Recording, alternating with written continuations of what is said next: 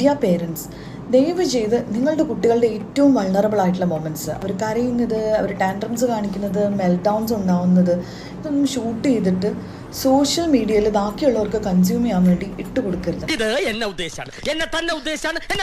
ഞാൻ ഇതേ മിസ്റ്റേക്സ് വർഷങ്ങൾക്ക് മുന്നേ ചെയ്തിട്ടുള്ള ഒരു അമ്മയാണ്. അത് അഡ്മിറ്റ് ചെയ്തുകൊണ്ടാണ് ഞാനത് പറയുന്നത്. എൻ്റെ മോള് സ്കൂളിൽ പോകാൻ പറ്റണില്ല, അല്ലെങ്കിൽ അത് ഇഷ്ടമല്ല എന്ന് പറഞ്ഞിട്ട് കരഞ്ഞ ഒരു മൊമെൻ്റ് ഉണ്ട്. അന്നത് എനിക്കൊരു തമാശയായിട്ടാണ് ഞാനത് ഷെയർ ചെയ്യാമെന്ന് വിചാരിച്ചത്. എനിക്ക് ചൊറിഞ്ഞ് വരുന്നുണ്ട് കേട്ടോ. പക്ഷെ അതിൽ ഇന്നും ഈ മൊമെന്റിൽ ഞാനത് ചെയ്തതിൽ ഞാൻ റിഗ്രറ്റ് ചെയ്യുന്നുണ്ട്. കാരണം ഇത് കഴിഞ്ഞിട്ട് എൻ്റെ മോൾ എന്നോട് വന്നിട്ട് ചോദിക്കുകയാണ്, അതായത് അവളെ കാണുമ്പോൾ എല്ലാവരും ചോദിച്ചു തുടങ്ങി, സ്കൂളിൽ പോകാൻ മടിയാണല്ലേ, കരയണത് കണ്ടല്ലോ.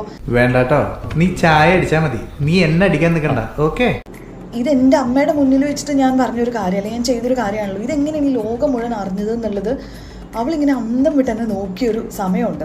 ആ മൊമെന്റിലാണ് ഞാൻ റിയലൈസ് ചെയ്തത് I have done a big mistake എന്നുള്ളത്. ഒരു വിവരമില്ല. അപ്പം അത് പിന്നെ ആ ഒരു കാര്യത്തിൽ ഞാൻ ഭയങ്കരമായിട്ട് കോൺഷ്യസ് ആവാറുണ്ട്.